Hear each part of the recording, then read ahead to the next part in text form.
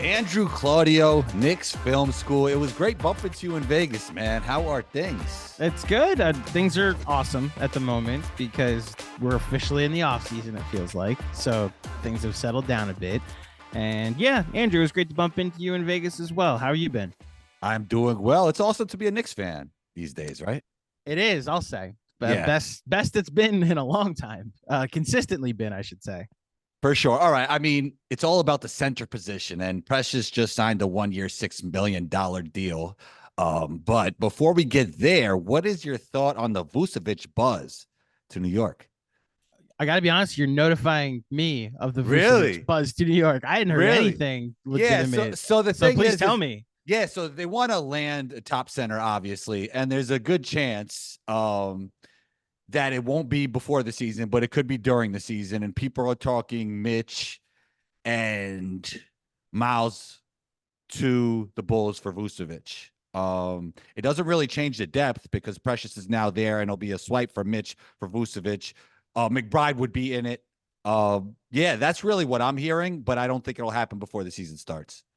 I'd have to look at the money because it's just like the world that we live in now with the first and second apron. I'm assuming that means more money is going out because I don't think the Knicks want to hard cap themselves at the first apron. Mm-hmm. If you're just asking from a basketball standpoint, I've never been the biggest Vucevic fan. Okay. The Knicks are so built on rim protection and offensive rebounding. And that's just the opposite of what Vooch is. He's a guy who spaces the floor. The reason that the Bulls were so effective in any rebounding lineups last year is because they had to play him with Andre Drummond.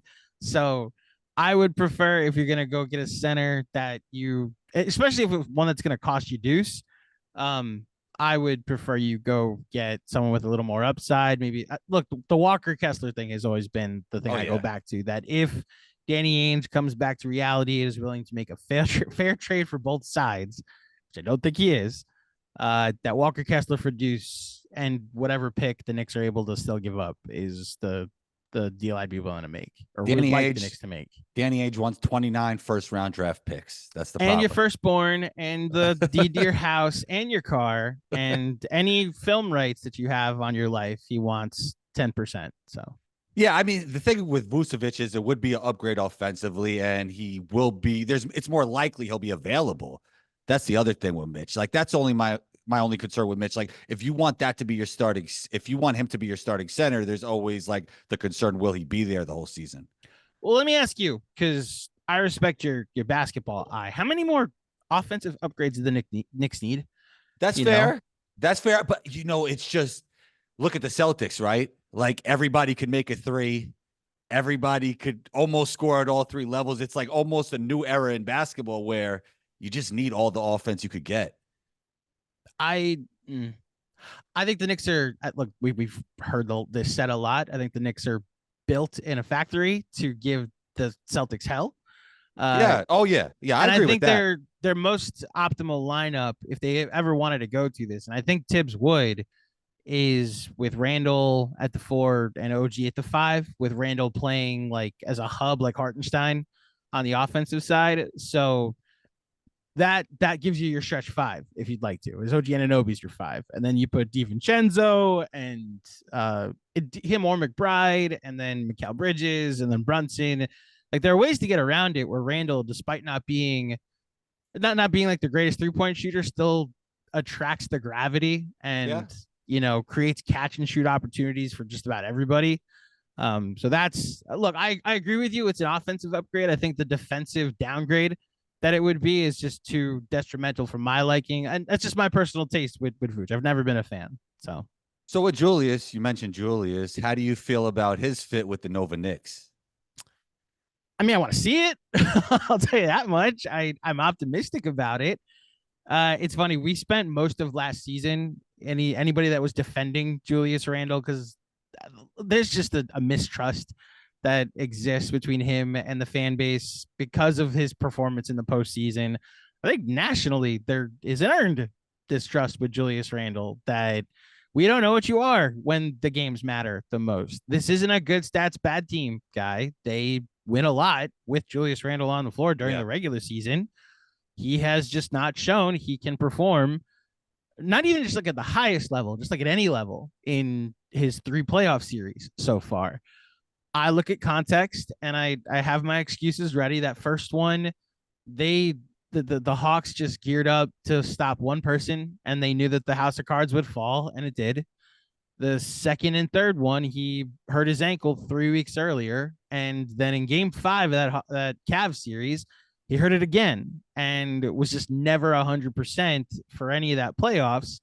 So I go into this new version with an open mind, understanding this is the most spacing he's ever played with the Knicks. It's the best collection of talent he's ever played with the Knicks. And there's a world where if he attracts a double team, he's got pick a 40% shooter on the wing for him to go to. If you're playing a one-on-one, this is a guy that loves to get downhill and play bully ball. So I think there's a chance he could average his career high in assists this year, and they could be really good. Unfortunately, the way the Knicks are constructed now, by making the all-in move, there is a playoff question that he is going to have to answer. And I'm not shying away from it. I'm open to the fact that he could answer it in the affirmative, which I don't think every Knicks fan agrees with me there. So I was talking to a very smart basketball friend, and he wouldn't want me to say his name on the pod, so I won't say his name on the pod. But he told me the Knicks backup center is right in front of their face. And I'm like, who? He's like, Julius Randle. Mm-hmm. I'm like, I never thought of that, but that is kind of genius. Like, yep. I'm like, why couldn't I have thought of that? Like, I don't know. Like, it just makes so much sense in a lot of different ways. Your friend and I have had the same thought, because I was talking to our mutual friend CP. Yes. And I said this a few different times throughout the 3 weeks leading, when the Knicks were looking for a backup center. If you like Julius, I don't necessarily think is a rim protector or really a 5, but if you change the thinking, especially on the defensive end, that those lineups are Randle at the 5, and you switch them to their Anunoby at the 5 on defense, their Randle at the 5 on offense. I don't know many centers that can guard Julius, especially if 100%. He brings them away from the rim. And I watched OG Anunoby guard Joel Embiid effectively in the playoffs, specifically at the end of Game 4 against the Sixers. And I mean, people go watch the last 7 possessions of that game, and Embiid did not know what to do when either Precious or Anunoby were guarding him. So I think that is a smart thought that your friend had. And I compared it to the understanding that the Knicks don't have Steph Curry, but we all remember the death lineup that the Warriors had before Kevin Durant, right? And it was kind of discovered by accident. It's because David Lee got hurt that Steve Kerr was like, well, what if I just put Iguodala out there at the floor? It was crazy because David Lee was one of their best players, right? And then it just something even better happened. It was amazing. It was like, okay, so I'm going to put Harrison Barnes at the 3, Iggy at the 4, Draymond at the 5. Mm-hmm. And it's not even like, I think, I don't know how you feel, but I thought like he played it all the time. Like it was one of those things that he played for the majority I see what of you're games. Saying. Yeah. That first year, he only played it 347 possessions. And then he only pivoted to it as a starting 5 when they went down 2-1 in the finals. And he just like got rid of Andrew Bogut forever, like just banished him to the end of the bench. Then the following season, he used it a ton, but newsflash, every lineup the Warriors had in 2015-16 when they went 73-9 was gangbusters. And then I didn't even realize this until looking at some cleaning the glass data. It got outscored in the playoffs. It wasn't like an effective lineup, and it's because teams just decided to load up and try to beat you on the boards, and Harrison Barnes went cold. They then adjusted with maybe the greatest adjustment of all time, and it's add Kevin Durant, and it became the most unstoppable thing I've ever seen on a basketball court. I'm not saying the Knicks have that. What I'm saying is they have their own version of it. If Anunoby's your and with Anunoby, Randle as your 4-5 in some order, Mikal Bridges, DiVincenzo, and Jalen Brunson. Yeah, I mean, I think it's a genius idea to have Julius Randle off the bench, but I don't know how he would take that. Off the bench? Yeah. Oh, wow. That's what your friend was saying, that he should be coming off the bench to. Okay, we had a very different thought, me and your friend. Then Julius Randle's not coming off the bench, unfortunately. But how do you feel about that? They need a backup center. He doesn't really fit the identity in the playoffs with that starting five. He's an absolute bucket getter. They will not be able to get a better player in a trade, in a free agency, in any kind of way than Julius Randle as your sixth man. I don't think Julius Randle is coming off the bench. Okay, let's say if he any bought way, in. shape, or form. What if he bought in? This world where he. So is DiVincenzo your starter? I think so. Yeah.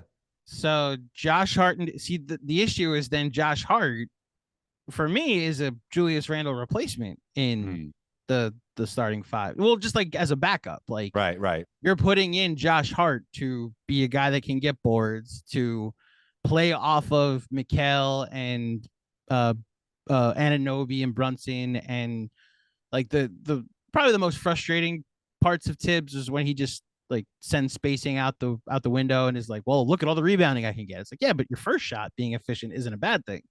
And other than the playoffs, Josh Hart is just not like the most effective 3-point shooter. So I think he was making some crazy ones against Philly, man. He was knocking shots down. The guy did not hit 4 threes in a game once this season. He hit it in 4 different games against the Sixers. So he turned into Klay Thompson. And look, that was the game plan for Philly. They were like, we're just going to leave Josh Hart open. And by game 4, Nick Nurse was like, I guess we're done leaving Josh Hart open because all he's doing is hitting threes.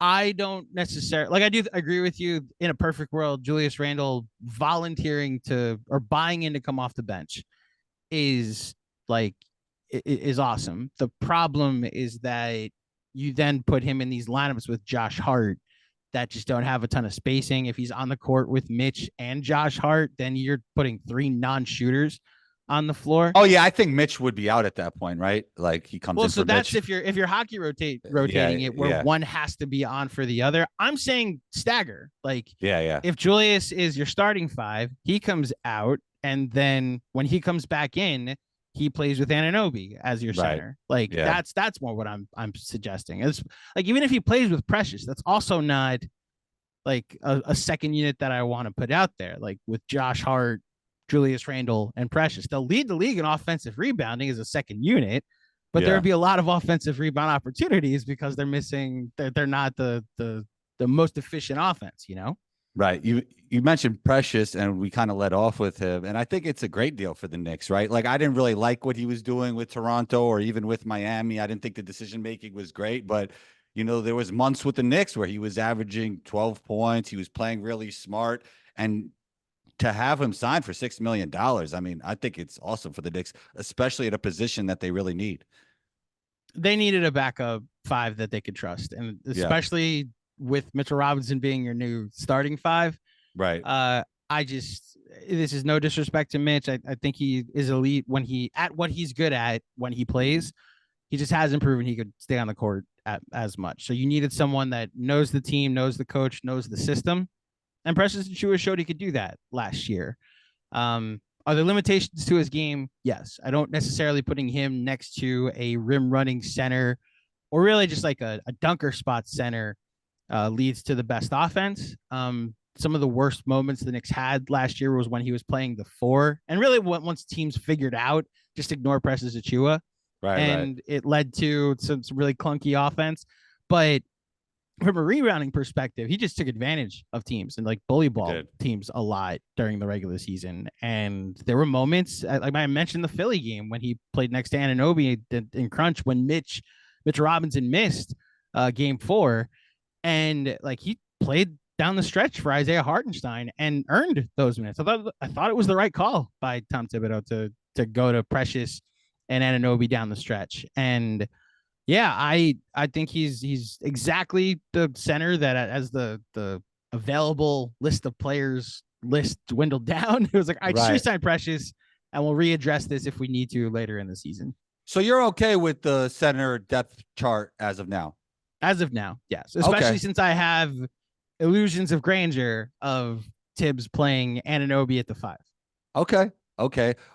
CP actually said it best. I was listening to him talk about the Brunson extension. And he basically said, which I totally agree with, that he extended his honeymoon period. Like if he would have signed some huge deal, there would have been more pressure.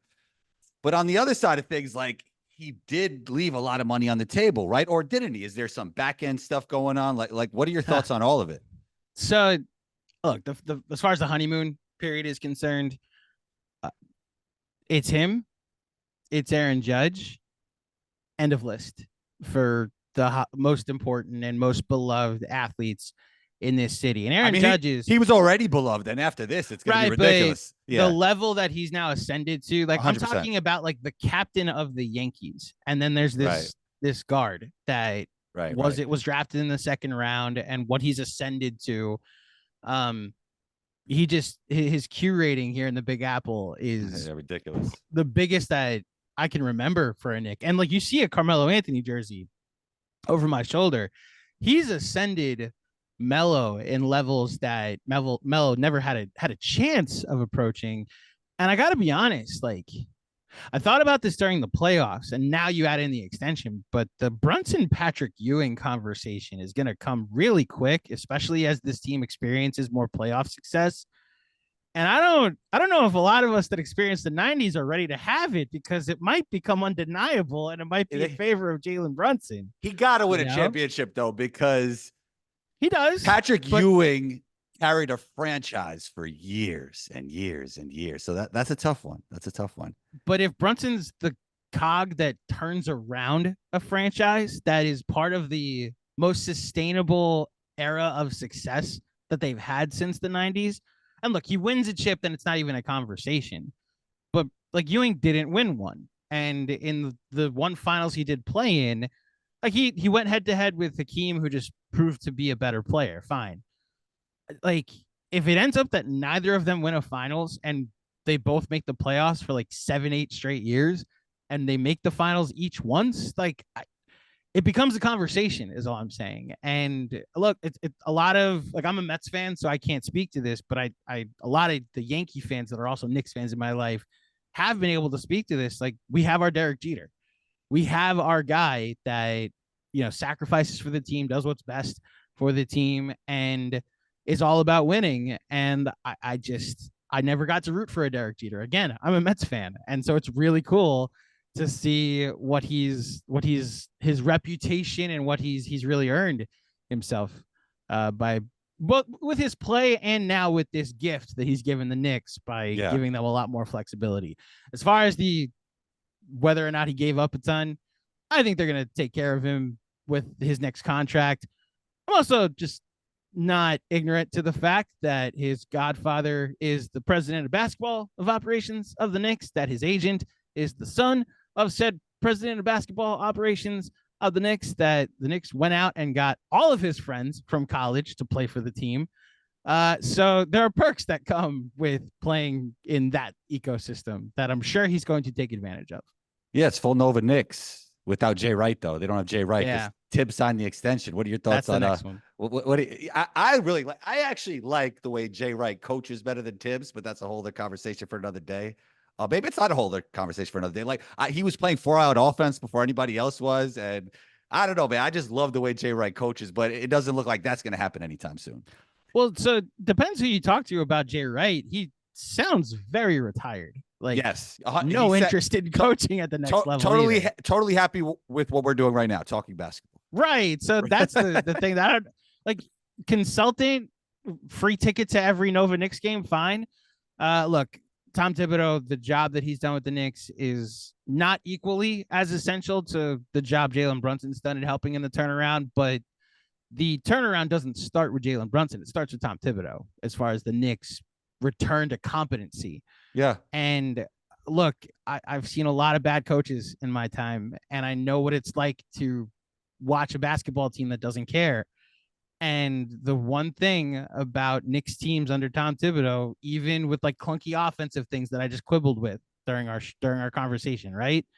The team cares. Like I heard the Podfather, Mr. Bill Simmons, say at one point when analyzing one of the Knicks series that like they win games by just trying harder. Like he's the body language expert too. He's been talking about this for years. So like looking at the Knicks body language, down 20, they're still trying. Down 40, they're still trying. And there were so many games last year where they're just so far out talented because the injuries were piling up but they're still trying. And it's like they have no business being in this game against you name the team.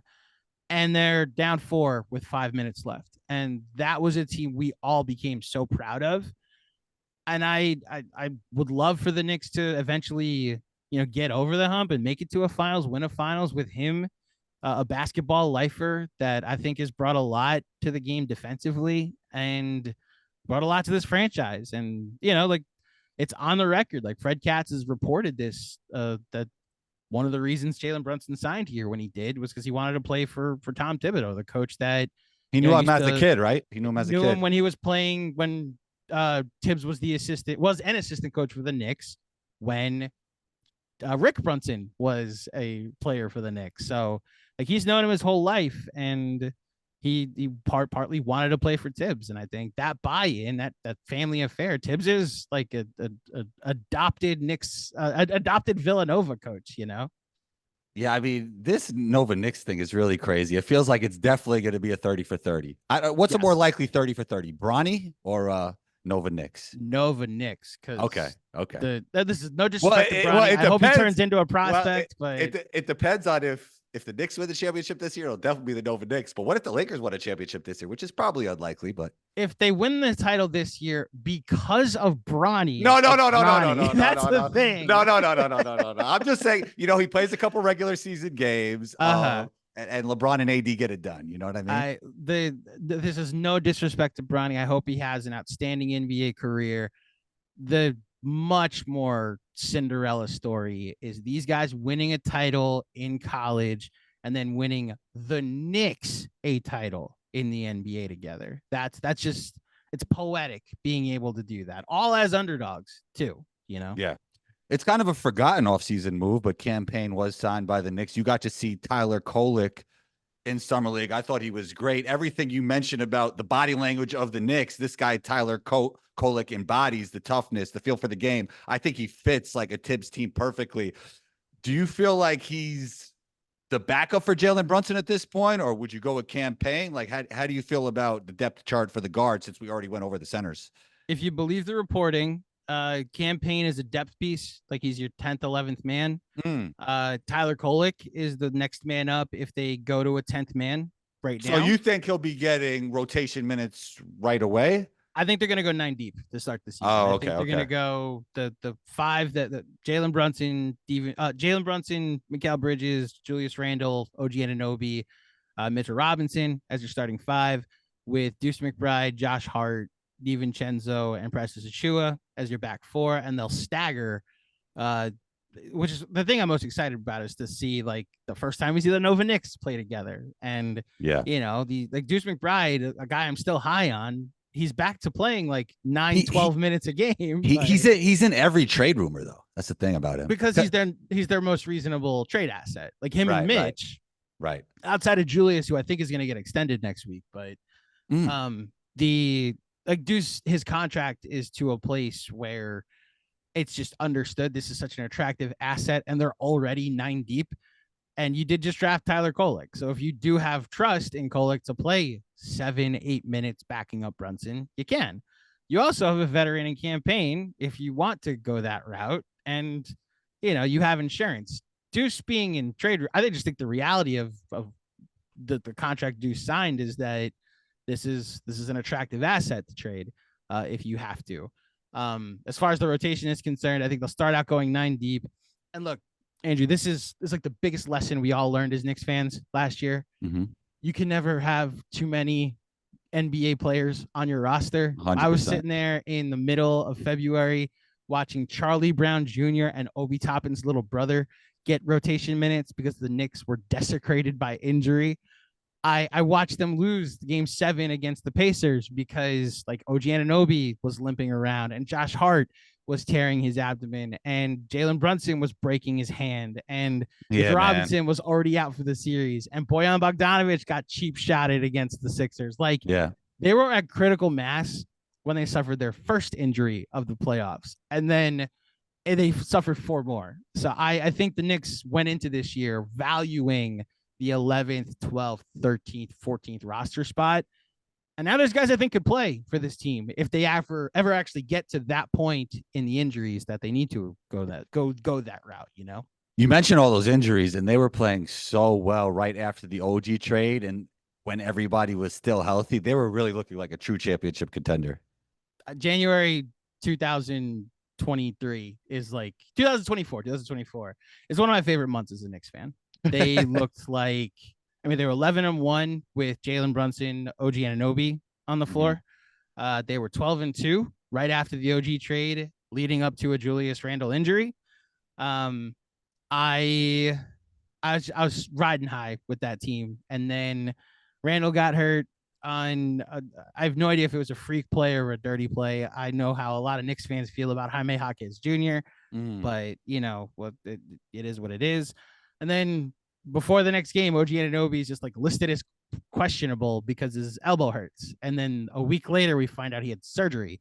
And it's like, oh, okay, so we're without both of them for the next couple months, and obviously we haven't seen Julius return to the floor yet. But January, I wanted to see what they look like against the Celtics, like that version of the Knicks. And it's not even that I'm arrogant New Yorker that's like we would have beaten them. I just wanted to see it. I just wanted to see what they look like against the Celtics, and unfortunately, we didn't get to see it. And I'm back there now. Like, I'm not saying the Knicks are better than the Celtics. We'll beat the Celtics.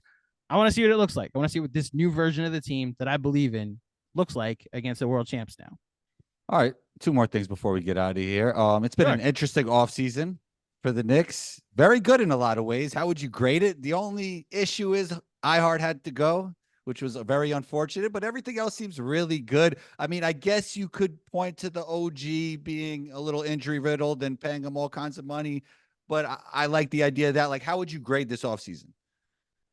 I don't look, there's nothing they could have done with Isaiah Hartenstein. They just, the moment OKC got involved, that's when I knew he was leaving. Well, on the initial signing, they could have done something different, right? They could, but how did we know that a career backup was going to be worth more than 2 years, $16 million? I don't know. Like, I'm not going to lie. When I seen him in summer league, I loved him with the Rockets. I thought that guy was so good. I thought he was going to be a great backup center that could potentially take over the starter he was role. so good. I didn't think he was going to make $30 million in 2 years, though. Like, that's the thing. The Knicks signed him to too good of a contract, and then he played too well, and then team with cap space that needed a center. Like, I talked to our friend Andrew Schlecht over at The Athletic that also does Thunder content. He doesn't think he's going to start. Like, they signed $30 million to a backup center. He's not 100% sure he's going to close. Why wouldn't it be him and Chet? So Chet's your starter, Jay Will's your 4, and then you have 3 spots. Which Jay Will? Guard J-Dub. Okay. So play this out for me. So you have 5 spots, and for the starting 5, right? Or even the closing 5 is a better conversation. So Chet, J-Dub, and SGA, no matter what. So you have 2 spots for Isaiah Hartenstein, Lou Dort, and Alex Caruso. Team that likes to play 5 out is going to play a true center out there with Chet at the 4, guarding 4s. I go Lou Dort off the bench. So he's not playing crunch time? Oh, I wouldn't necessarily. You got to go with matchups at that point. But so that's my point, though. So maybe Hartenstein does start. Okay. Like, maybe the politics is like, we brought you here to start. We didn't bring you here to close. But the talk out of OKC is we don't know that he wasn't guaranteed a starting spot. Is this Dagenhalt saying it, or is this like the fans of OKC? This is the conversation with people with press credentials. I mean, Schlecht is tapped in, so I know there's credence to what he's saying. So, yeah. I think the conversation around OKC was like, we similar to how the Knicks have all this flexibility because they got Brunson on a discount. The Thunder hit gold in the lottery, not in the lottery, just like drafting most of their rotation. And so they're able to like trade Giddey and no picks for Caruso and just use cap space to sign Isaiah Hartenstein. Perfect. So they're just like, we need a backup. Let's overpay for a backup center. We need another wing. Let's like give up Josh Giddey for Alex Caruso. So they're in a place where they're able to really like splurge a bit on someone that they may not necessarily need more than 20 to 25 minutes a game. So Like the Hartenstein thing aside, I think you have to give the Knicks like a solid BB plus. Okay. Time will tell if the loss of iHeart is more significant than, I mean, I believe it is. But I'm really excited about this team. The wing defense that they're going to be able to put out there, the amount of just wings in general that they're going to be able to have out there next to Brunson, next to Randall, is exciting to think about. And I'm really high on this team, and there's a world where this becomes an A+ off season if all things break right. Yeah, the Bridges OG tandem is going to be very fun defensively, right? That's going to be tough. That's going to be tough for other teams. All right, if you could change one NBA rule, and I know you've talked about this before. We did just talk about this. I do my research, Andrew. I do my research. What would you change? Oh man. So my joke answer on the pod that you're referencing is that if at any point someone hits a half court shot, the game is tied. So if teams were down by 30, and all of a sudden teams are just chucking up half court shots, and you're just like you're having to guard it too. That was I'm half serious when I say that. Hold on. Okay, so I got this answer from a listener. Why not make the dunk worth 3 points, forcing teams to guard the paint? So if you wanted to make dunks worth 3, then rim protection becomes just as valuable as 3-point shooting. I like it, but there's going to be I like the idea of it, actually. It's not bad, but they're going to be arguing about what's a dunk and what's not all the time. That's going to be annoying. That is fair. You'd have to fully define it, but think about it the other way. There's much more emphasis on like ball protection and like possessions, and this way you're not allowing breakaways, because a breakaway is now 3 points. Like turnovers become even more detrimental. It's interesting. If you wanted to make a dunk 3 points, that's the one that, shout out to the Knicks Film School listeners that suggested that. Johnny Quest is his name. That was the one that got me thinking, is that his alias? That's a great name. Sounds like a superhero or something. You know what? I'll say it's his alias, because if it's his real name, then I just doxed him. But Johnny Quest, you commented and you left a really great suggestion on our YouTube channel, so I appreciate that. What I do want to see, no matter what the rule changes could be, I'd like to see some different rules in like the in-season tournament. Like they had the different courts. I want to see the 4-point line. Hey, Jeremy Cohen would appreciate you. Okay. Yeah. So it's similar to that. It's not similar to the half court thing, because just to be down 25 and then it gets tied is crazy. Tell me if a team was down 10 with 2 minutes left, if they just didn't go into a half court offense, literally a half court offense, like they're just taking half court shots, that you're not watching every game to see if they tie the game. It'd be fun. It'd be fun. It'd be ridiculous, but it's not really basketball at that point, but it'd still be fun. But it's fun. That's all I'm going for, is fun at this point, That's what it's all about. Andrew, great stuff. It was great bumping into you in Vegas. It's always great having you on the show. Where can we find you? Social media, everywhere else? You can find me on all my socials, Andrew J. Claudio _, and of course, anywhere you want to find Knicks Film School on all the social medias at Nick Film School, SKOOL. We're on YouTube. We're on your podcast feeds. We're on Patreon. We're on Substack. If you want to subscribe to the Knicks Film School newsletter, please do. And Andrew, as always, it's good to talk to you, man. And thank you so much for having me. Anytime. Talk soon.